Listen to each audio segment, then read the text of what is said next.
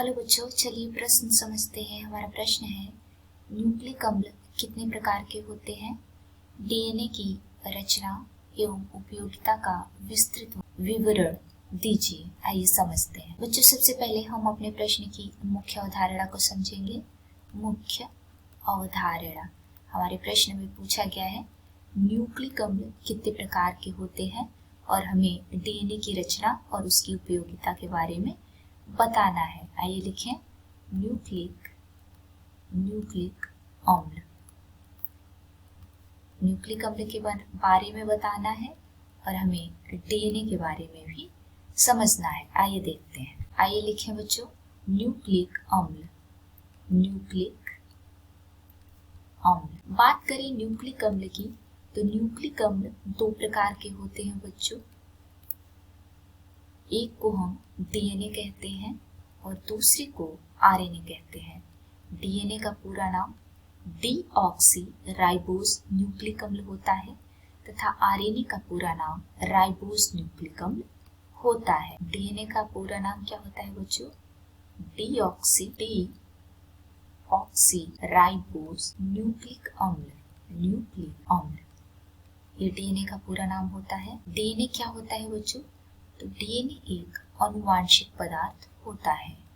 आनुवांशिक पदार्थ, डीएनए एक आनुवांशिक पदार्थ होता है। अब हम डीएनए की रचना के बारे में देखेंगे। डीएनए की रचना, बात करें डीएनए की रचना की बच्चों, तो जो डीएनए होता है वो दो रज्जुकों से मिलकर बना होता है और ये दोनों रज्जु प्रति समांतर होते हैं।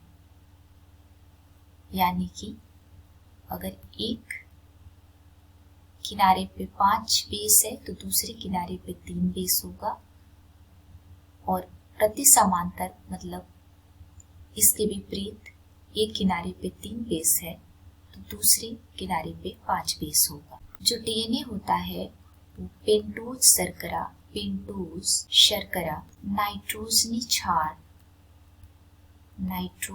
क्षार और फॉस्फेट समूह से मिलकर बना होता है। फॉस्फेट समूह से मिलकर बना होता है। जो नाइट्रोजनी क्षार होते हैं 4 प्रकार के होते हैं। एडेनिन, जिसे ए से प्रदर्शित करते हैं, गुआनिन जिसे जी से, थाइमिन टी से और साइटोसिन जिसे सी से प्रदर्शित करते हैं।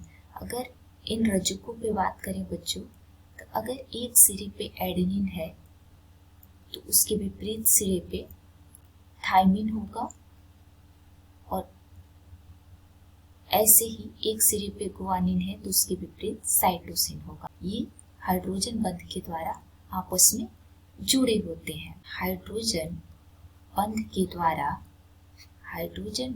द्वारा नाइट्रोजनी क्षार क्या होते हैं? आपस में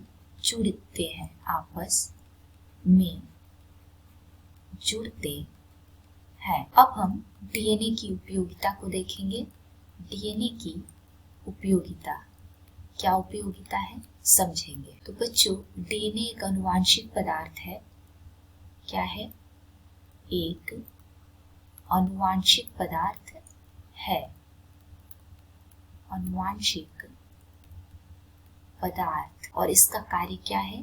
तो यह वंशागती लक्षणों को जनक से संतति तक पहुंचाता है।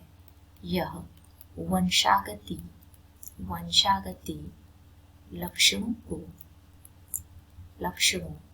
को कहां से कहां तक बच्चों? जनक से संतति तक पहुंचाता है।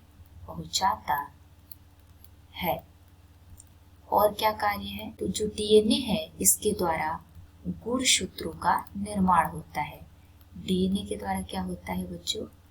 गुणसूत्रों का निर्माण डीएनए के द्वारा होता है। और डीएनए प्रोटीन के संश्लेषण में सहायक होता है। प्रोटीन संश्लेषण में डीएनए सहायता करता है। तो ये आपने डीएनए की उपयोगिता को समझा। डीएनए की रचना को समझा और न्यूक्लिक अम्ल के प्रकार को समझा। उम्मीद है आपको प्रश्न समझ में आया होगा। धन्यवाद।